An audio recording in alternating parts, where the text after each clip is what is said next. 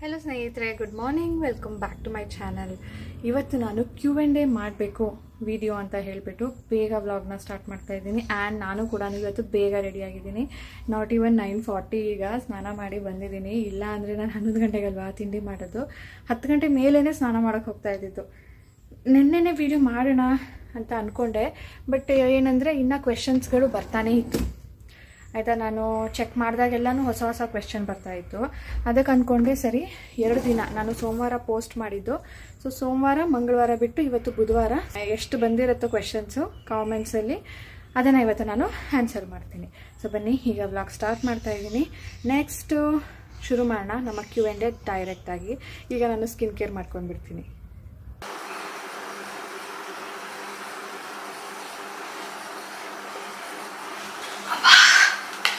ಸ್ನೇಹಿತರೆ, let's see next question.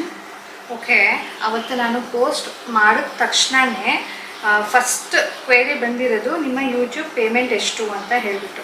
ಇದೇ ಥರ ಸುಮಾರು ಜನ ಕೇಳಿದ್ದಾರೆ. ಸೊ ಅದಕ್ಕೆ ನಾನು ಆನ್ಸರ್ ಮಾಡಬೇಕು ಅಂದರೆ ಯೂಟ್ಯೂಬ್ ಪೇಮೆಂಟು ಇಷ್ಟೇ ತಿಂಗಳಿಗೆ ಬರುತ್ತೆ ಅಂತ ನಾನು ಹೇಳೋದಕ್ಕಾಗೋದಿಲ್ಲ. It differs. ಮೊದಲು ಎಷ್ಟು ಬರ್ತಾಯಿತ್ತು, ಈಗ ಕಡಿಮೆ ಬರ್ತಾ ಇದೆ. ಯಾಕೆ ಅಂದರೆ ನನ್ನ ವ್ಯೂಸ್ಗಳು ಕೂಡ ಕಡಿಮೆ ಆಗಿರೋದ್ರಿಂದ. ಇದೇನಿದ್ರೂ ನಮ್ಮ ವಿಡಿಯೋ ರನ್ ಆಗಬೇಕಾದ್ರೆ ಎಷ್ಟು ಅಡ್ವರ್ಟೈಸ್ಮೆಂಟ್ ರನ್ ಆಗುತ್ತೆ ಅದರಲ್ಲಿ, ಆ್ಯಂಡ್ ಅದನ್ನು ನೀವು ಹೇಗೆ ತಗೊಳ್ತೀರಾ ಅಂದರೆ ಅದನ್ನು ಜಸ್ಟ್ ಸ್ಕಿಪ್ ಮಾಡ್ತಿರೋ ಅಥವಾ ಅದನ್ನು ಹೋಗಿ ವೆಬ್ಸೈಟಲ್ಲಿ ಇನ್ಫಾರ್ಮೇಷನ್ ನೋಡ್ತಿರೋ ಅದ್ರ ಮೇಲೆಲ್ಲ ಕೂಡ ಡಿಪೆಂಡ್ ಆಗಿರುತ್ತೆ. ಸೊ ನಾನು ನಿಮಗೊಂದು ಐಡಿಯಾ ಕೊಡಬೇಕು ಅಂದರೆ it is like 1 million views ಆಗಿದ್ರೆ ಇನ್ ಟೋಟಲ್ ಒಂದು ತಿಂಗಳಲ್ಲಿ, ಬರೀ ಒಂದು ವಿಡಿಯೋ ಇಂದ ಅಂತ ಅಲ್ಲ, ಇನ್ ಅ ಮಂತ್ ನಾನು ಶಾರ್ಟ್ಸ್ ಹಾಕಿದ್ದೀನ, ಲೆಂತಿ ವಿಡಿಯೋ ಹಾಕಿದ್ದೀನ, ಶಾರ್ಟ್ ವಿಡಿಯೋ ಹಾಕಿದ್ದೀನ, $100 to $200 ಬರುತ್ತೆ. ಅಷ್ಟಂತೂ ಗ್ಯಾರಂಟಿ ಬರುತ್ತೆ. ಸೊ ನೀವು ನನ್ನ 1 ಮಂತಲ್ಲಿ ಎಷ್ಟು ವೀಡಿಯೋಸ್ ಹಾಕಿದ್ದೀನಿ, ಅದರದ್ದು ವ್ಯೂಸ್ ಎಷ್ಟಿದೆ ಅಂತ ಎಲ್ಲನೂ ಕ್ಯಾಲ್ಕುಲೇಟ್ ಮಾಡಿದ್ರೆ ನಿಮಗೆ ನನ್ನ ಅರ್ನಿಂಗ್ಸ್ ಗೊತ್ತಾಗುತ್ತೆ. ಇದು ಬರೀ ನಾನು ಈ ತಿಂಗಳಲ್ಲಿ ಹಾಕಿರೋ ವೀಡಿಯೋಸ್ ಅಂತ ಅಲ್ಲ, ನಾನು ಹಳೆ ವೀಡಿಯೋಸ್ ಕೂಡ ಓಡ್ತಾ ಇದ್ದರೆ ಅದರಲ್ಲಿ ಎಷ್ಟು ವ್ಯೂಸ್ ಆಗಿರುತ್ತೋ ಅದನ್ನು ಕೂಡ ತೊಗೊಂಡು ಅದನ್ನು ಕೂಡ ಕ್ಯಾಲ್ಕುಲೇಟ್ ಮಾಡಿದಾಗ ಗೊತ್ತಾಗುತ್ತೆ ಈ ತಿಂಗಳಿಗೆ ಎಷ್ಟು ಬರುತ್ತೆ ಅಂತ ಹೇಳಿಬಿಟ್ಟು. ಸೊ ವೆರಿ ನೆಕ್ಸ್ಟ್ ಕ್ವೆಶ್ಚನ್ ಬಂದು, nowadays everyone is doing yoga and get up early in the morning. I know you prefer healthy lifestyle, but one doubt is why are you not doing any yoga or exercise in the early morning? Is there any reason? I like to do, but I'm working woman. I have 2 kids and don't have enough time to do. So ನೀವು ಕೂಡ working, ನಾನು ಕೂಡ ಒಂಥರ ವರ್ಕಿಂಗೇ ಅಂತಲೇ ಹೇಳ್ಬೋದು. ನನಗೂ ಕೂಡ commitments ಇರುತ್ತೆ, ರೆಸ್ಪಾನ್ಸಿಬಿಲಿಟೀಸ್ ಇರುತ್ತೆ, ಟಾಸ್ಕ್ಗಳು ಕಂಪ್ಲೀಟ್ ಮಾಡಬೇಕು ಅಂತ ಇರುತ್ತೆ. ಏನಪ್ಪ ಅಂದರೆ ನಾನು ಇಷ್ಟೆಲ್ಲ ಏನು ಹೇಳ್ತಾ ಇದ್ದೀನೋ ಇದೆಲ್ಲ ಕೂಡ ಒಂದು ರೀಸನ್ ಅಷ್ಟೇ. When we prioritize our work ಎಲ್ಲನೂ ಸಾಧ್ಯ. ಈಗ ಇವತ್ತು ಬೆಳಿಗ್ಗೆ ತಾನೇ ರಾಜೇಶ್ ಹೇಳ್ತಾ ಇದ್ರು, ಸಮ್ಮರ್ ಶುರು ಆಗಿದೆ, ನಾವು ಕೂಡ ವಾಕಿಂಗ್ ಹೋಗೋಣವಾ, ಇಬ್ಬರು ಹೋಗೋಣ. ಈಗ ನೀನು ಹೋಗು ಅಂದರೆ ನಿನ್ಗೆ ಒಬ್ಬಳಿಗೆ ಹೋಗೋಕ್ಕೆ ಬೇಜಾರಾಗುತ್ತೆ, ನಾನು ಹೋಗ್ತೀನಿ ಅಂದರೆ ನನಗೂ ದಿನ ಹೋಗೋದಕ್ಕೆ ಬೇಜಾರಾಗುತ್ತೆ, ಇಬ್ಬರು ಹೋಗೋಣ ಅಂತ ಹೇಳ್ತಾ ಇದ್ರು. ಆ ಥರ ನಾವು ಯಾವುದಕ್ಕೆ ಇಂಪಾರ್ಟೆನ್ಸ್ ಕೊಡ್ತೀವೋ ಅದನ್ನು ಮೊದಲು ಮಾಡ್ತೀವಿ. ನಾನು ಇಂಪಾರ್ಟೆನ್ಸ್ ಕೊಟ್ಟಿರೋದು ನನ್ನ ಮನೆಗೆ ಮೊದಲು, ಅದಾದಮೇಲೆ ನನ್ನ ಬ್ಲಾಗ್ಸ್, ಅದಾದಮೇಲೆ ನನಗೆ. ಸೊ ಅದೇ ನಾನು ನನಗೆ ಮೊದಲು ಇಂಪಾರ್ಟೆನ್ಸ್ ಕೊಟ್ಕೊಂಡು ನನ್ನ ಡೇ ಶುರು ಅಂದರೆ ನನ್ನ ಮನೆ ಕೆಲಸ ಶುರು ಮಾಡೋ ಮುಂಚೆ ನಾನು ವಾಕಿಂಗು, ಎಕ್ಸಸೈಸು, ಜಾಗಿಂಗು ಏನೋ ಒಂದು ಮುಗಿಸ್ಕೊಂಡು ಆಮೇಲೆ ಡೇ ಶುರು ಮಾಡೋದು ಹೇಗಿರುತ್ತೆ. ಸೊ ಮೊದಲು ನನಗೆ ಪ್ರಯಾರಿಟಿ ಕೊಟ್ಟಂಗಾಗುತ್ತೆ, ಸೆಕೆಂಡು ಮನೆಗೆ, ನೆಕ್ಸ್ಟ್ ನನ್ನ ವರ್ಕ್ಗೆ. ಈ ಥರ ಅಷ್ಟೇ. ಇಷ್ಟೇ ರೀಸನ್ನು ನಾನು ಮಾಡ್ತಾ ಇಲ್ಲ ಅನ್ನೋದಕ್ಕೆ. ನನಗೂ ಕೂಡ ಸ್ವಲ್ಪ ಟೈಮ್ ಶಾರ್ಟೇಜ್ ಆಗ್ತಾ ಇರೋದ್ರಿಂದ ಮಾಡ್ತಾ ಇಲ್ಲ. ಅದು ಶಾರ್ಟೇಜ್ಗಿಂತ ಜಾಸ್ತಿ ಹೇಳಿದ್ನಲ್ಲ, ಪ್ರಯಾರಿಟಿ ಸೆಟ್ ಮಾಡ್ಕೊಂಡಿಲ್ಲ, ಹಾಗಾಗಿ ಮಾಡ್ತಾ ಇಲ್ಲ ಅಷ್ಟೇ. ಒಲಿಂಪಿಯಾಡ್ ಎಕ್ಸಾಮ್ ಬಗ್ಗೆ ಡೀಟೇಲ್ ಹೇಳಿ ಅಂತ. ಒಲಿಂಪಿಯಾಡ್ ಎಕ್ಸಾಮ್ ನಾನು ಸುಮಾರು ಸಲ ಹೇಳಿದ್ದೀನಿ ಸ್ನೇಹಿತರೆ. ಅದು ಸ್ಕೂಲ್ ಥ್ರೂ ಮಾಡೋದು. Schools like a centre, olympiad ಅವರು ಅವ್ರಿಗೆ ಕಾಂಟ್ಯಾಕ್ಟ್ ಮಾಡ್ತಾರೆ. ಅವರೆಲ್ಲನೂ ಫೀಸ್ ಕಲೆಕ್ಟ್ ಮಾಡೋದು, ಮಟೀರಿಯಲ್ಸ್ ಕೊಡೋದು, ಇನ್ಫಾರ್ಮೇಷನ್ ಶೇರ್ ಮಾಡೋದು. As a mediator school act ಮಾಡುತ್ತೆ. ಸ್ಕೂಲೇ ಎಕ್ಸಾಮ್ನ ಕಂಡಕ್ಟ್ ಮಾಡ್ತಾರೆ. ಅಂದರೆ ಒಲಿಂಪಿಯಾಡ್ ಅವ್ರು ಬಂದು ಸ್ಕೂಲ್ ಮೂಲಕ ಅವರು ಎಕ್ಸಾಮ್ಸ್ನ ಕಂಡಕ್ಟ್ ಮಾಡ್ತಾರೆ. ಇದರಿಂದ ಏನಪ್ಪ ಪ್ರಯೋಜನ ಆಗುತ್ತೆ ಅಂದರೆ ಮಕ್ಕಳ IQ ಲೆವೆಲ್ ಸ್ವಲ್ಪ ಹೈ ಮಾಡೋದಕ್ಕೆ ಹೆಲ್ಪ್ ಮಾಡುತ್ತೆ ಅಷ್ಟೇ. ಅಂದರೆ ಥಿಂಕಿಂಗ್, ಈಗ ಅವ್ರಿಗೆ ಬುಕ್ಸಲ್ಲಿ ಜಸ್ಟ್ ಪ್ಲಸ್ಸು ಮೈನಸ್ಸು ಡಿವಿಷನು ಆ ಥರ ಇರುತ್ತೆ. ಇದರಲ್ಲಿ problem solving skill, logical thinking, reasoning ಆ ಥರ ಎಲ್ಲನೂ ಬರೋದ್ರಿಂದ ನಾನು ಸ್ವಲ್ಪ ಸಾನುಗೆ ಈ ಥರ ಕೂಡ ಇರಲಿ, ಬರೀ ಡಿವಿಷನ್ನು ಮಲ್ಟಿಪ್ಲಿಕೇಶನ್ನು ಮಾಡೋ ಬದಲು ಈ ಥರನೂ ಇರಲಿ ಅನ್ನೋ ರೀಸನ್ಗೆ ನಾನು ಯಾವಾಗಲೂ ಅವ್ಳಿಗೆ ಪ್ರಿಫರ್ ಮಾಡೋದು. ಸ್ನೇಹಿತರೆ, ಈಗ ಕಿಚನಿಗೆ ಬಂದಿದ್ದೀನಿ. ಸ್ವಲ್ಪ ಹೊಟ್ಟೆ ಹಸುವಾಗ್ತಾ ಇತ್ತು. ಇಂಟರ್ಮಿಟೆಂಟ್ ಫಾಸ್ಟಿಂಗ್ ಮಾಡೋರು ಏನೂ ತಿನ್ನಬಾರ್ದು, ಬರೀ ಲಿಕ್ವಿಡ್ ತೊಗೊಳ್ಬೇಕು ಅಂತ ಕಮೆಂಟ್ ಮಾಡಿದ್ರಿ. That's right. ಆ್ಯಕ್ಚುಲಿ ಬೆಳಿಗ್ಗೆನೇ ಹಾಲು ಕುಡಿಯೋ ಬದಲು ಸ್ಮೂತಿ ಮಾಡ್ಕೊಳ್ತಾರೆ.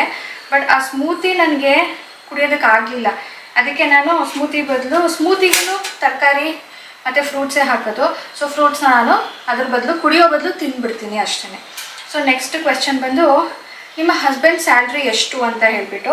ಹಸ್ಬೆಂಡ್ ಸ್ಯಾಲ್ರಿ ನಾನು ಈ ಪ್ಲ್ಯಾಟ್ಫಾರ್ಮಲ್ಲಿ ಹೇಳೋದಕ್ಕೆ ಕಂಫರ್ಟೇಬಲ್ ಇಲ್ಲ. ಇನ್ ಶಾರ್ಟ್ ಹೇಳಬೇಕಂದ್ರೆ ಏನೂ ತೊಂದರೆ ಇಲ್ಲದೆ ಲೈಫ್ ಲೀಡ್ ಮಾಡೋದಕ್ಕೆ ಎನಫ್. ಸ್ವಲ್ಪ ಖರ್ಚು ಮಾಡಿ ಸ್ವಲ್ಪ ಸೇವಿಂಗ್ಸ್ ಮಾಡ್ಕೊಳ್ಳೋದಕ್ಕೆ ಸಾಕಷ್ಟು ಇದೆ. ಡಿಸೆಂಟ್ ಎನಫ್ ಆಗಿ ಇದೆ. ನಮ್ಮ ಲೈಫ್ ಸ್ಟೈಲ್ ಹೇಗಿದೆ ಅಂತ ನೋಡಿದ್ದೀರಾ. ಸೊ ಅದ್ರ ಬೇಸಿಸ್ ಮೇಲೆ ನೀವು ಒಂದು ಅಂದಾಜು ಮಾಡ್ಬೋದು ಅಂತ ಅಂದ್ಕೊಳ್ತೀನಿ. ಖರ್ಚು ನಾನು ಏನಾದರೂ ಕೇಳಿದಾಗ ಈ ಸರಿ ಇಲ್ಲ, ಮುಂದಿನ ಸರಿ ಮಾಡೋಣ ಅಂತ ಹೇಳ್ತಾರೆ. ಸೊ ಓಕೆ ಅಷ್ಟೇ. ಬಟ್ ನಾನು ಏನೇ ಕೇಳಿದ್ರು ನನಗೆ ಫುಲ್ಫಿಲ್ ಮಾಡಿ ಕೊಡ್ತಾರೆ. ಸೊ ನೆಕ್ಸ್ಟು ಸ್ಟಡಿ ಟಿಪ್ಸ್ ಹೇಳಿ. ಸ್ಟಡಿ ಟಿಪ್ಸ್ ಸ್ನೇಹಿತರೆ, ನಾನು ಒಂದು ಸ್ಟೂಡೆಂಟ್ ಆಗಿ ಈಗ ನಾನು ಈ ಸ್ಟೇಜಲ್ಲಿ ಇರೋದ್ರಿಂದ ನಾನು ಹೇಳೋದಕ್ಕೆ ಇಷ್ಟಪಡೋದೇನೆಂದರೆ, ಅವತ್ತಿಂದ ಅವತ್ತು ಓದಿ. ಅದರ ಮುಂಚೆ ಕ್ಲಾಸಲ್ಲಿ ಏನು ಹೇಳ್ಕೊಡ್ತಾರೋ ಅದನ್ನು ಒಂದು ಸ್ವಲ್ಪ ಹೊತ್ತು ಅಟೆಂಟಿವ್ ಆಗಿ ಕೇಳಿಬಿಡಿ. ಅದು ನಿಮಗೆ ತಲೆಯಲ್ಲಿ ಯಾವಾಗಲೂ ಇರುತ್ತೆ. ಈಗ ನಾನು ಸಾನುಗೂ ಅವತ್ತು ಹಾಗೆ ಅಂದೆ.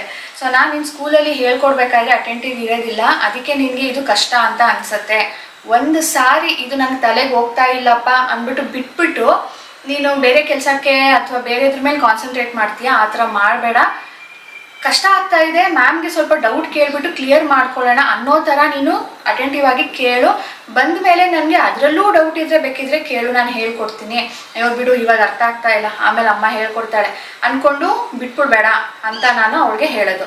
ಸೊ ಮೊದಲು ಅಟೆಂಟಿವ್ ಆಗಿರಿ. ಅವತ್ತಿಂದ ಅವತ್ತೇ ಬಂದು ಒಂದು ಸಾರಿ ಪೇಜ್ ತಿರುಗಿಸಿ ನೋಡಿ ಏನು ಮಾಡಿದ್ರು, ಇದು ಅರ್ಥ ಆಗಿದೆಯಾ ಇಲ್ವಾ ಅಂತ. ಇನ್ನು ಎಕ್ಸಾಮ್ ಇದೆ ಅಂದರೆ ಒಂದು ಸಾರಿ ಆದರೂ ಓದಿರ್ಬೇಕು ನೀವು. ಎಕ್ಸಾಮು ಟೆಸ್ಟ್ ಮುಂಚೆ ಟೆಸ್ಟ್ಗೆ ಒಂದು ಸಾರಿ ಓದಬೇಕು. ಅಟ್ಲೀಸ್ಟ್ 2 times ರಿವಿಷನ್ ಅಂತೂ ಮಸ್ಟ್ ಆ್ಯಂಡ್ ಶುಡ್.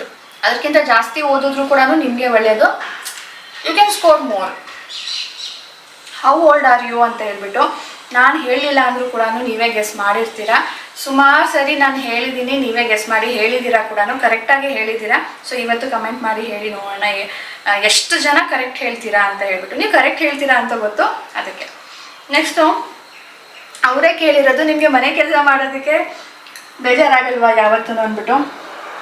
ಬೇಜಾರು ಆಗುತ್ತೆ. ಹಾಗಾಗೇ ಇವತ್ತು ಮಾಡೋ ಕೆಲಸ ನಾಳೆ ಮಾಡೋಣ ಅಂತ ಬಿಟ್ಬಿಟ್ಟಿರ್ತೀನಿ. ಪೈಲಪ್ ಆಗ್ತಾ ಹೋಗಿರುತ್ತೆ.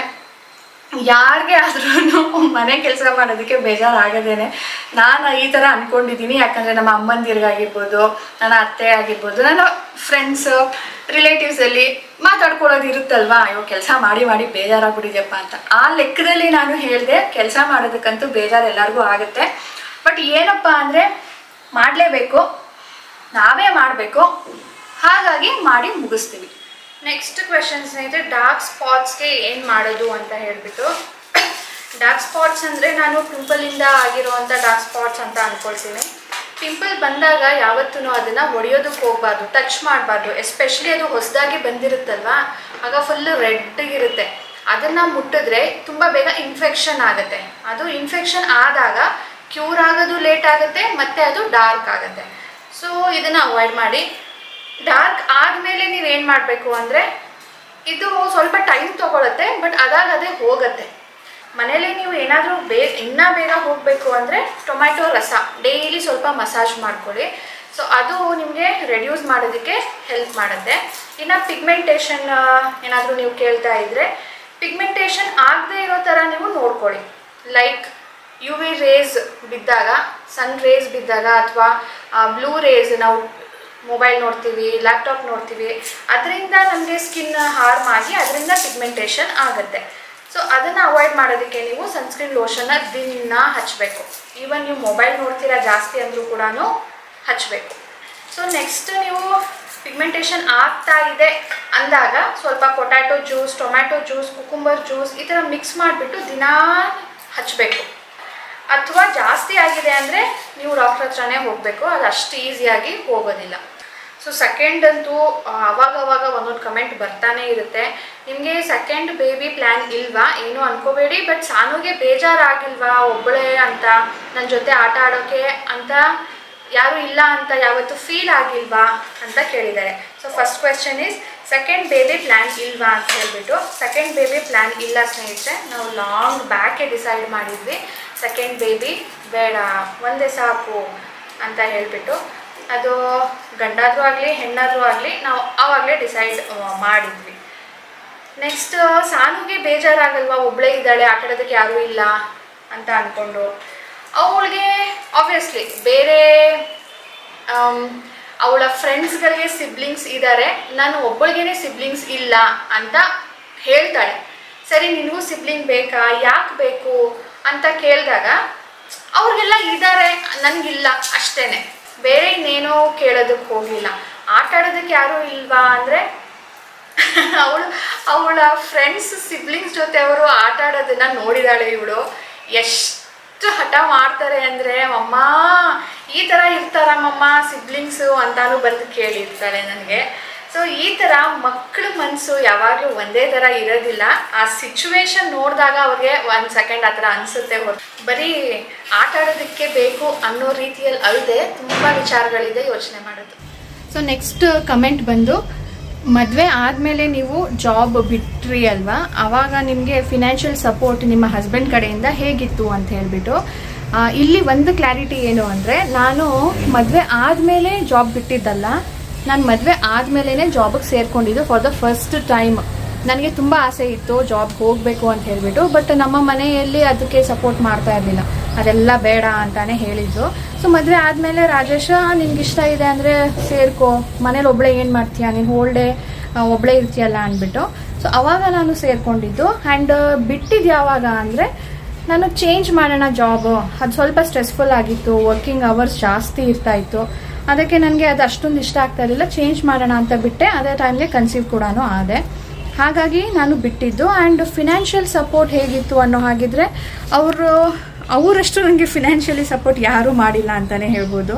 ಯಾಕಂದರೆ ನೀನು ಇಂಡಿಪೆಂಡೆಂಟ್ ಆಗಿ ಇರಬೇಕು ಅಂತಲೇ ಅವ್ರು ಯಾವಾಗಲೂ ಆಸೆ ಪಡ್ತಾ ಇದ್ದಿದ್ದು. ನೆಕ್ಸ್ಟ್ ಕ್ವೆಶನ್ ಬಂದು ಸ್ನೇಹಿತರೆ, ಸಾನುವಿನ hair care and skin care ಬಗ್ಗೆ ಸುಮಾರು ಸರಿ ಕೇಳಿದ್ದೀನಿ, ನೀವು ಹೇಳಿಲ್ಲ ಅಂದ್ಬಿಟ್ಟು. ನಾನು ಹೇಳಿರ್ತೀನಿ ಸ್ನೇಹಿತರೆ, ನೀವು ಆ ವ್ಲಾಗನ್ನು ಸ್ಕಿಪ್ ಮಾಡಿಬಿಟ್ಟಿರ್ತೀರ, ಹಾಗಾಗಿ ನಿಮಗೆ ಗೊತ್ತಾಗಿರಲ್ಲ ಅಷ್ಟೇ. ಎನಿವೇಸ್ ಇವಾಗ ತಿಳಿಸ್ಬೇಕು ಅಂದರೆ, ಸ್ಕಿನ್ ಕೇರ್ಗೆ ನಾನು ಜಾನ್ಸನ್ಸ್ ಬೇಬಿ ಕ್ರೀಮ್ ಯೂಸ್ ಮಾಡ್ತೀನಿ ಡೈಲಿ ನೈಟ್. ಅದ್ರ ಜೊತೆ ಒಂದು ವ್ಯಾಸ್ಲಿನ್ದು ಬಾಡಿ ಲೋಷನ್ ತೋರಿಸಿದ್ನಲ್ಲ, ಅದೇ ಅವಳು ಯೂಸ್ ಮಾಡ್ತಾಳೆ ರಾತ್ರಿ ಹೊತ್ತು. ನೆಕ್ಸ್ಟ್ ಬಂದರೆ ಬಾಡಿ ವಾಶ್ ಯೂಸ್ ಮಾಡ್ತಾಳೆ, ಮಾಮಾ ಅರ್ಥದ್ದು ಬಾಡಿ ವಾಶ್. ಫೇಸ್ಗೆ ಬೇಬಿ ಸೋಪ್ ಬರುತ್ತಲ್ವಾ, ಅದನ್ನು ಯೂಸ್ ಮಾಡ್ತಾಳೆ. ಮತ್ತು ಹೇರ್ ಕೇರ್ಗೆ ನಾರ್ಮಲ್ ಕೋಕೋನಟ್ ಆಯಿಲ್, ಅಮ್ಮ ಕೋಕೋನಟ್ ಆಯಿಲ್ ಬಿಡಿಸಿ ಕೊಡ್ತಾರಲ್ವಾ, ಆ ಆಯಿಲನ್ನೇ ಯೂಸ್ ಮಾಡೋದು. ಶ್ಯಾಂಪೂಗೆ ಅವಳು ಜಾನ್ಸನ್ಸ್ ಬೇಬಿ ಶ್ಯಾಂಪೂ ಯೂಸ್ ಮಾಡ್ತಾಳೆ. ಅದು ಬಿಟ್ಟರೆ ಕೆಲವೊಂದು ಸಾರಿ ಜಿಡ್ಡು ಹೋಗೋದಿಲ್ಲ ಅಂದ್ಬಿಟ್ಟು ನಾನು ಮಾಮಾ ಅರ್ಥದ್ದು ಶ್ಯಾಂಪೂ ಕೊಡ್ತೀನಿ. ನೆಕ್ಸ್ಟ್ ಒಂದು ಶಿಲ್ಪಾ ಅವರು ಕೇಳಿದ್ದಾರೆ ಕ್ವೆಶ್ಚನ್, ಪೇರೆಂಟಿಂಗ್ ಟಿಪ್ ಬಗ್ಗೆ. ಅದು ತುಂಬಾ ಎಲಾಬರೇಟ್ ಆಗಿ ಹೇಳಬೇಕು, ಅದನ್ನು ನಾನು ಮುಂಬರೋ ವ್ಲಾಗ್ಸಲ್ಲಿ ತಿಳಿಸ್ತೀನಿ, ಫಾರ್ ಶ್ಯೂರ್ ತಿಳಿಸ್ತೀನಿ. ಸೊ ಪ್ಲೀಸ್ ನನ್ನ ಮುಂಬರೋ ವ್ಲಾಗ್ಸ್ಗಳನ್ನ ನೋಡೋದನ್ನ ಮರಿಬೇಡಿ. ಸೊ ನೆಕ್ಸ್ಟ್ ಕ್ವೆಶ್ಚನ್ ಬಂದು ನನ್ನ ಪೇರೆಂಟ್ಸ್ ಬಗ್ಗೆ. ಅಂದರೆ ನನ್ನ ಯೂಟ್ಯೂಬ್ ಪೇಮೆಂಟಿಂದ ನಾನು ಅವ್ರಿಗೆ ಫಿನಾನ್ಷಿಯಲಿ ಸಪೋರ್ಟ್ ಮಾಡ್ತೀನಾ ಅಂತ ಹೇಳಿಬಿಟ್ಟು. ಸೊ ಫಾರ್ಚುನೇಟ್ಲಿ ಅವರು ಯಾರ ಮೇಲೂ ಡಿಪೆಂಡೆಂಟ್ ಆಗಿಲ್ಲ, they have their own savings. ಅದು ಬಿಟ್ಟು ನಾವು ಅವ್ರಿಗೆ ದುಡ್ಡು ಅಂತ ಏನು ಕೊಡೋದಕ್ಕೆ ಹೋಗೋದಿಲ್ಲ, ಯಾಕಂದರೆ ಅವ್ರು ಅಕ್ಸೆಪ್ಟ್ ಮಾಡೋದಿಲ್ಲ. ಬಟ್ ಇಂಡೈರೆಕ್ಟ್ಲಿ ಈಗ ಅವ್ರಿಗೇನಾದರೂ ಬೇಕು ಅಂದಾಗ ನಾವು ತೊಗೊಂಡೋಗಿ ಕೊಡೋದು, ಏನಾದರೂ ಗಿಫ್ಟ್ಸ್, ಹಬ್ಬಗಳಿಗೆ ಗಿಫ್ಟ್ಸ್ ಕೊಡೋದು, ಅವ್ರಿಗೆ ಹೆಲ್ತ್ ನೋಡ್ಕೊಳ್ಳೋದಕ್ಕೆ ಅಂದ್ಬಿಟ್ಟು ಹೆಲ್ತ್ ಇನ್ಶೂರೆನ್ಸ್ ಎಲ್ಲ ಮಾಡಿಸೋದು, ಆ್ಯಂಡ್ ಟ್ರೀಟ್ಮೆಂಟ್ ಕೊಡಿಸೋದು, ಹುಷಾರಿಲ್ಲದೆ ಇರಬೇಕಾದ್ರೆ ಹಾಸ್ಪಿಟ್ಲದ ಖರ್ಚೆಲ್ಲನೂ ನಾವೇ ನೋಡ್ಕೊಳ್ಳೋದು. ಸೊ ಈ ಥರ ನಾವು ಸಪೋರ್ಟ್ ಮಾಡ್ತೀವಿ. ಡೈರೆಕ್ಟ್ ದುಡ್ಡು ಅವ್ರಿಗೆ ಮಂತ್ಲಿ ಇಷ್ಟು ಅನ್ನೋ ಥರ ಏನೂ ಇಲ್ಲ. ಸೊ ಇದನ್ನು ನಾನು ನನ್ನ ಯೂಟ್ಯೂಬ್ ಪೇಮೆಂಟಿಂದನೇ ಮಾಡಬೇಕು ಅಂತಿಲ್ಲ, ನಾನು ಕೂಡ ಮಾಡ್ತೀನಿ. ಆ್ಯಂಡ್ ರಾಜೇಶ್ ಅವ್ರು ಕೂಡ ಕಾಂಟ್ರಿಬ್ಯೂಟ್ ಮಾಡ್ತಾರೆ. 11 ಗಂಟೆ ಸ್ನೇಹಿತರೆ, ಈಗ ತಿಂಡಿ ಮಾಡೋಣ ಅಂತ ಬಂದೆ. ಸ್ವಲ್ಪ ರೈಸ್ ಬಿಸಿ ಮಾಡ್ಕೊಳ್ತಾ ಇದ್ದೀನಿ. ಸೊ ನೆಕ್ಸ್ಟ್ ಕ್ವೆಶ್ಚನ್ ಏನಿತ್ತು ಅಂದರೆ ಹೊಸ ಯೂಟ್ಯೂಬರ್ಸ್ಗಳಿಗೆ ಕಿವಿ ಮಾತು ಅಂತ ಕೇಳಿದರು. ಹೊಸ ಯೂಟ್ಯೂಬರ್ಸ್ಗೆ ನಾನು ಏನು ಹೇಳಿ, ಈಗ ಮೊದಲಾದರೆ ನಾವು ನಾರ್ಮಲ್ ಪೀಪಲ್ ಇದ್ವಿ ವ್ಲಾಗಿಂಗಲ್ಲಿ ಅಥವಾ ಯಾವುದೇ ಜಾನರಲ್ಲಿ ಆಗಿರ್ಬೋದು. ಆದರೆ ಈಗ ಸೆಲೆಬ್ರಿಟೀಸ್ ಕೂಡ ಬರ್ತಾ ಇರೋದ್ರಿಂದ ಸೊ ಜನ ಆ ಕಡೆ ಸ್ವಲ್ಪ ಜಾಸ್ತಿ ಅಟ್ರ್ಯಾಕ್ಟ್ ಆಗ್ತಾರೆ. ಸೊ ನಾರ್ಮಲ್ ಪೀಪಲ್ ಸ್ವಲ್ಪ ವ್ಯೂಸ್ ಕಡಿಮೆ ಇರುತ್ತೆ. ಒಂದಲ್ಲ ಒಂದಿನ ಅದು ಜಾಸ್ತಿ ಆಗತ್ತೆ ಅಂತ ಅಂದ್ಕೊಂಡು ಆ ಕಾನ್ಫಿಡೆನ್ಸಲ್ಲಿ ನಾವು ಮಾಡ್ತಾ ಹೋಗಬೇಕು. ಕನ್ಸಿಸ್ಟೆನ್ಸಿ ಮೇಂಟೈನ್ ಮಾಡಬೇಕು. ಈ ವಾರಕ್ಕೆ 3 ಹಾಕ್ತಿರೋ 4 ಹಾಕ್ತಿರೋ ದಿನ ಹಾಕ್ತಿರೋ, ಈ ವಾರ ಹಾಕ್ಬಿಟ್ಟು ನೆಕ್ಸ್ಟ್ ವಾರ ಮಧ್ಯ ಗ್ಯಾಪ್ ಕೊಟ್ಬಿಡೋದು, ಆ ಥರ ಮಾಡಬಾರ್ದು. But okay, once in a while ತುಂಬಾ ಆಗ್ತಾ ಇಲ್ಲ ಅಂದಾಗ ಗ್ಯಾಪ್ ತೊಗೊಳ್ಳಿ. ಈಗ ನನಗೂ ಹೇಗೆ ಆಗುತ್ತೆ ಅಂದರೆ ರಜಕ್ಕೆ ಹೋಗಬೇಕು ಅಂದ್ರೂ ನಾನು ಮೊದಲೇ ಕೆಲಸ ಮುಗಿಸಿರ್ಬೇಕು. ರಜದಲ್ಲಿ ಇದ್ದಾಗ ಕೂಡ ನಾನು ಕೆಲಸ ಮಾಡ್ತಾ ಇರ್ತೀನಿ, ಯಾಕಂದರೆ ಬಂದ ಮೇಲೆ ಇನ್ನೂ ಪೋಸ್ಟ್ ಮಾಡೋದಿರುತ್ತೆ ಅಂದ್ಬಿಟ್ಟು. ಊರುಗಳಿಗೆ ಹೋಗ್ತೀನಿ ಹಬ್ಬಕ್ಕೆ ಅಂದ್ಬಿಟ್ಟು, ಅಲ್ಲಿ ಹಬ್ಬದ ಕೆಲಸ ಮುಗಿಸ್ಬಿಟ್ಟು ಈ ಎಡಿಟಿಂಗ್ ಕೆಲಸ ಮಾಡ್ತಾ ಇರ್ತೀನಿ. ಆ್ಯಂಡ್ ರಾಜೇಶ್ ಹೇಳೋ ಪ್ರಕಾರ ready to work for 24 hours 365 days ಅಂತ ಹೇಳ್ತಾರೆ. ಯಾಕಂದರೆ ನಾವು ರಜಾ ಅಂತ ತೊಗೊಳೋದಕ್ಕೆ ಆಗೋದಿಲ್ಲ. ಸೊ ವ್ಲಾಗಿಂಗ್ ಒಂದು ಪಾರ್ಟ್ ಆದರೆ ಅದ್ರ ಎಡಿಟಿಂಗು ಅಪ್ಲೋಡಿಂಗು ಒಂದು ಕೆಲಸ. ಸೊ ನಮಗೆ ರಜಾ ಅನ್ನೋದು ಇರೋದಿಲ್ಲ, ರಜದ ದಿನಾನೂ ಮಾಡ್ತಾ ಇರ್ತೀವಿ. ಮತ್ತು ಇನ್ನು ಹೇಳಬೇಕಂದ್ರೆ, ಈಗ ನೀವು ಹೊಸ ಯೂಟ್ಯೂಬರ್ ಬರ್ತಾ ಇದ್ದೀರಾ ಯೂಟ್ಯೂಬ್ಗೆ ಜಸ್ಟ್ ಬಿಕಾಸ್ ಆಫ್ ಅರ್ನಿಂಗ್, ನಮ್ಗೆ ಇದರಲ್ಲಿ ಅರ್ನಿಂಗ್ ಸಿಗುತ್ತೆ, ನಾವು ಲೈಫ್ ಲೀಡ್ ಮಾಡ್ಬೋದು ಅಂತ ಅಂದ್ಕೊಂಡು ಡೈರೆಕ್ಟ್ ನೀವು ನಿಮ್ಮ ಕೆಲಸನ ಬಿಟ್ಟು ಅಥವಾ ಇದ್ರ ಮೇಲೆ ಫುಲ್ಲಿ ಡಿಪೆಂಡೆಂಟ್ ಆಗಿ ಬರೋದಿದ್ರೆ ಸ್ವಲ್ಪ ಕಷ್ಟ ಆಗುತ್ತೆ. ನೀವು ಮ್ಯಾನೇಜ್ ಮಾಡೋ ಹಾಗಿದ್ರೆ ಎರಡನ್ನೂ ಒಟ್ಟಿಗೆ ಮ್ಯಾನೇಜ್ ಮಾಡ್ಬೋದು, ಅಥವಾ ಒಬ್ಬರು ಅರ್ನಿಂಗ್ ಪರ್ಸನ್ ಇರಬೇಕು. So that you can depend on them. ಅವರು ಖರ್ಚೆಲ್ಲ ನೋಡ್ಕೊಳ್ಳೋ ಥರ. ಇನ್ನು ಒಬ್ಬರು ಇದರಲ್ಲಿ ಎಫರ್ಟ್ ಹಾಕ್ಬೋದು. ಜಸ್ಟ್ ಲೈಕ್ ಈಗ ನಾನು ಇದರಲ್ಲಿ ಎಫರ್ಟ್ ಹಾಕ್ತಾ ಇದ್ದೀನಿ, ಇದ್ರಲ್ಲಿ ತುಂಬ ಅರ್ನಿಂಗ್ ಇದೆ, ಇದರಲ್ಲೇ ಲಿವಿಂಗ್ ಮಾಡ್ಬೋದು ಅನ್ನೋ ಥರ ಇಲ್ಲ. ಸೊ ರಾಜೇಶ್ ನಮ್ಮ ಲಿವಿಂಗನ್ನು ನೋಡ್ಕೊಳ್ತಾರೆ, ನಾನು ಇದನ್ನು ಮಾಡ್ಕೊಳ್ತಾ ಇದ್ದೀನಿ. ಎಷ್ಟು ಬರುತ್ತೋ ಅಷ್ಟು ಸ್ವಲ್ಪ ಖರ್ಚಿಗೆ ಸೇವಿಂಗ್ಸ್ಗೆ ಆಗತ್ತೆ. ನೆಕ್ಸ್ಟ್ ಕ್ವೆಶ್ಚನ್ ಬಂದು, ನಿಮ್ಮ ಮಗಳು ಯಾವ ಸ್ಟ್ಯಾಂಡರ್ಡ್ ಸ್ಟಡಿ ಮಾಡ್ತಿರೋದು ಆ್ಯಂಡ್ ಎಷ್ಟು ವರ್ಷ? She is in 5th standard, ಈಗ ನೆಕ್ಸ್ಟ್ 6th ಹೋಗ್ತಾಳೆ. ಈಗ ಅವಳಿಗೆ 11 years. ನೀವು ನಿಮ್ಮ ಸಬ್ಸ್ಕ್ರೈಬರ್ಸ್ ಮೀಟ್ ಯಾವಾಗ ಪ್ಲ್ಯಾನ್ ಮಾಡ್ತೀರಾ? ಎಲ್ಲಿ ಪ್ಲ್ಯಾನ್ ಮಾಡೋದು ಅಂತಲೇ ಗೊತ್ತಾಗ್ತಾ ಇಲ್ಲ. ಸೊ ನೀವೇ ಕಮೆಂಟ್ ಮಾಡಿ ಹೇಳಿ. ಎಲ್ಲರೂ ತುಂಬ ಜನ ಮೀಟ್ ಮಾಡಬೇಕು ಅಂದರೆ ನಾನು ಎಲ್ಲಿ ಮಾಡ್ಬೋದು, ಬೆಂಗಳೂರಾ ಮೈಸೂರಾ, ಯಾವ ರೀತಿಯಲ್ಲಿ ಮಾಡ್ಬೋದು ಅಂತ ಕೂಡ ನೀವು ಸಜೆಷನ್ ಕೊಡಿ. ಸೊ ಅದ್ರ ಬೇಸಿಸ್ ಮೇಲೆ ನಾನು ಡಿಸೈಡ್ ಮಾಡ್ತೀನಿ. ಸ್ನೇಹಿತರೆ, ನೆಕ್ಸ್ಟ್ ಕಾಮೆಂಟ್ ಬಂದು ತುಂಬಾ ಲೆಂತಿ ಆಗಿದೆ. ನಾನು ನಿಮಗೆ ಇಲ್ಲಿ ಸ್ಕ್ರೀನ್ ರೆಕಾರ್ಡಿಂಗ್ ಹಾಕ್ತಾ ಇದ್ದೀನಿ ನೋಡಿ. ನನ್ನ ಫೋನಲ್ಲಿ ತೊಗೊಂಡಿರೋ ಸ್ಕ್ರೀನ್ ರೆಕಾರ್ಡಿಂಗ್ ಇದು. ಸಿಸ್ಟರ್ ಇನ್ ಲಾ, ನನ್ನ mother in law, father in ಲಾ, ನನ್ನ ಸಿಸ್ಟರ್, ಹಾಗೆ ಬ್ರದರ್ ರಾಜೇಶ್ ಅವರ ಬ್ರದರ್ ಬಗ್ಗೆ ಕೂಡ ಒಬ್ಬರು ಕೇಳಿದರು ನಾನು ನೋಡಿರೋ ಪ್ರಕಾರ. ಸೊ ನಾನು ಹೇಳಬೇಕು ಅಂದರೆ ಈ ಥರ ಸಿಚುವೇಶನ್ ನನ್ನ ಲೈಫಲ್ಲಿ ಬಂದಿಲ್ಲ. ಸೊ ಬಂದರೆ ಏನು ಮಾಡ್ಬೋದು? ಆಬ್ವಿಯಸ್ಲಿ ನಾವು ಸ್ವಲ್ಪ ಪೇಷನ್ಸ್ ಆಗಿ ಅದನ್ನು ಹ್ಯಾಂಡಲ್ ಮಾಡಬೇಕಾಗತ್ತೆ. ಯಾಕಂದರೆ ಇದು ಒಂದೇ ಸಾರಿಗೆ ನಾವು ಜಗಳ ಮಾಡಿ ಬಿಟ್ಬಿಡೋ ಅಂಥ ರಿಲೇಷನ್ಸ್ ಅಲ್ಲ. ಸ್ವಲ್ಪ ಟೈಮ್ ತೊಗೊಂಡು ಅದ್ರ ಬಗ್ಗೆ ಅನಲೈಸ್ ಮಾಡಿ ಹೀಗಲ್ಲ ಹಾಗೆ ಅಂತ ಮಾತಾಡಿ ಸಾಲ್ವ್ ಮಾಡ್ಕೊಳ್ಬೋದು. ಸಾನು ವಿಷಯದಲ್ಲೂ ಕೂಡ ಕೇಳಿದ್ದೀರ. ಹಾಗಾಗಿ ರಾಜೇಶ್ ಹೇಳೋದಿಷ್ಟೇ, don't regret the past, don't worry about the future, stay in the present. ಇದು ಸಾನು ವಿಷಯದಲ್ಲೂ ಆಗಿರ್ಬೋದು, ಇನ್ಲಾಸ್ ವಿಷಯದಲ್ಲೂ ಆಗಿರ್ಬೋದು. ಅದು ನಮ್ಮ ರಿಲೇಷನ್ ಕೆಡಬಾರ್ದು ಅನ್ನೋದಕ್ಕೆ ನಾವು ಏನೆಲ್ಲ ಪ್ರಯತ್ನ ಪಡಬೇಕೋ ಅದನ್ನು ನಾವು ಕಾಂಟ್ರಿಬ್ಯೂಟ್ ಮಾಡಿದಾಗ ಅದು ಕೆಡೋದಿಲ್ಲ. ಅವ್ರ ಬಗ್ಗೆ ಏನು ಕೇರ್ ಮಾಡಿದೆ ಅಂದಾಗ ಅದು ಸ್ವಲ್ಪ ಕಾಂಪ್ಲಿಕೇಶನ್ ಆಗುತ್ತೆ, ಏನಾದರೂ ಒಂದು ಮನಸ್ತಾಪ ಆಗ್ಬೋದು. So give you best. ಫ್ಯೂಚರಲ್ಲಿ ಆ ಥರ ಸಿಚುವೇಶನ್ಸೇ ಬರೋದಿಲ್ಲ. ಆ್ಯಂಡ್ ಲಾಸ್ಟ್ ಕ್ವೆಶ್ಚನು, ನಿಮ್ಮ ತಂಗಿ ಜೊತೆ ನೀವು ಜಗಳ ಮಾಡಿಲ್ವಾ? ಜಗಳ ಮಾಡ್ತಾನೆ ಇರ್ತೀವಿ. ಅಕ್ಕ ತಂಗಿ ನನ್ನ ಮೇಲೆ ಜಗಳ ಆಗಲೇಬೇಕಲ್ವಾ? ಇಲ್ಲ ಅಂದರೆ ಹೇಗೆ ನಡೆಯುತ್ತೆ? ಆಡ್ತೀವಿ. ಇನ್ನೊಂದು ಕ್ವೆಶ್ಚನು, ನೀವು ಹೇಗೆ ಎಲ್ಲದರಲ್ಲೂ ಪರ್ಫೆಕ್ಟ್ ಆಗಿ ಇರ್ತೀರಾ? It might be small things or big things like buying gold or silver, savings, household chores, restaurant style cooking, makeup, perfect in selecting your outfits and other things. I am watching your vlogs since 4-5 years. Yes, Nayana ಅವ್ರಿಗೂ ನಾನು ಕೂಡ ನೆನ್ಪಿಟ್ಕೊಂಡಿದ್ದೀನಿ. And Neeta ಅವ್ರು ಕೂಡ ಅಷ್ಟೇ ಇವಾಗ answer ಮಾಡಿದ್ದು. ತುಂಬ ವರ್ಷದಿಂದ ನನಗೆ ಫಾಲೋ ಮಾಡ್ತಾ ಇದ್ದಾರೆ. I enjoy your vlogs. ನಿಮ್ಮ ವಾಯ್ಸ್ ಕೇಳೋದಕ್ಕೇ ಒಂಥರ ಮೋಟಿವೇಶನ್ ಆಗುತ್ತೆ. ಥ್ಯಾಂಕ್ ಯು ಸೋ ಮಚ್ ಸ್ನೇಹಿತರೆ. ಇಷ್ಟು ಕಾಮೆಂಟ್ಸಲ್ಲಿ ನನಗೆ ಫಸ್ಟ್ ಅಪ್ರಿಸಿಯೇಷನ್ ಸಿಕ್ಕಿರೋದು. So thank you so much. ಈ ಥರ ನನಗೆ ಒಂದು ಅಪ್ರಿಸಿಯೇಷನ್ ಸಿಕ್ಕಿದಾಗ ನನಗೂ ಖುಷಿ ಆಗುತ್ತಲ್ವ, ಇನ್ನೂ ಜಾಸ್ತಿ ಇದ್ರ ಬಗ್ಗೆ ಹಂಚ್ಕೊಳ್ಬೇಕು ಅಂತ ಅನಿಸುತ್ತೆ.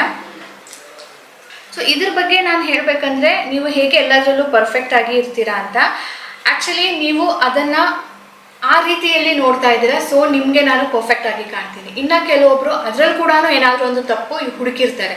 ಸೊ ನನಗೆ ನಾನು ಪರ್ಫೆಕ್ಟ್ ಅಂತ ನಾನು ಹೇಳ್ಕೊಳ್ಳೋದಿಲ್ಲ, ನನ್ನಿಂದ ಕೂಡ ಕೆಲವೊಂದು ಸರಿ ತಪ್ಪುಗಳು ಆಗತ್ತೆ. ನಾನು ಏನೋ ಒಂದು ಮಾಡಬೇಕು ಅಂತ ಇರ್ತೀನಿ, ಅದು ಏನೋ ಒಂದು ಆಗಿರುತ್ತೆ. ಸೊ ನಾನು ಎವ್ರಿ ಟೈಮ್ ನಾನು ಡೆಸಿಷನ್ ತೊಗೊಂಡಾಗ ಅದು ಕರೆಕ್ಟಾಗೇ ಇರುತ್ತೆ ಅಂತ ಹೇಳೋಕ್ಕಾಗಲ್ಲ. Sometimes I regret to, but what is important here is making decisions. ನಾವು ತಪ್ಪು ಮಾಡಿಬಿಡ್ತೀವಿ, ತಪ್ಪು ಆಗಿಬಿಡುತ್ತೇನೋ, ನಮ್ಮ ಡೆಸಿಷನ್ ರಾಂಗ್ ಹೋಗುತ್ತೇನೋ ಅಂತ ಬೇರೆಯವ್ರ ಡೆಸಿಷನ್ ತೊಗೊಳ್ಳೋ ಬದಲು, ಅವ್ರ ಮೇಲೆ ಡಿಪೆಂಡ್ ಆಗೋ ಬದಲು ನಮ್ಮ ಬಗ್ಗೆ ನಾವೇ ಡಿಸೈಡ್ ಮಾಡಬೇಕು. ಆ ಡೆಸಿಷನ್ನು ಕರೆಕ್ಟಾಗೂ ಇರ್ಬೋದು, ರಾಂಗ್ ಆಗೂ ಇರ್ಬೋದು. ಅದು ರಾಂಗ್ ಆದರೆ ಯು ಕ್ಯಾನ್ ರೆಕ್ಟಿಫೈ. ನಾನು ಈ ಥರ ಮಾಡಿದ್ದೆ, ಇದು ಈ ಥರ ಆಯಿತು ಅನ್ನೋ ಥರ ನೀವು ಅದನ್ನು ಕರೆಕ್ಟ್ ಮಾಡ್ಕೊಳ್ಬೋದು ನೆಕ್ಸ್ಟ್ ಟೈಮು.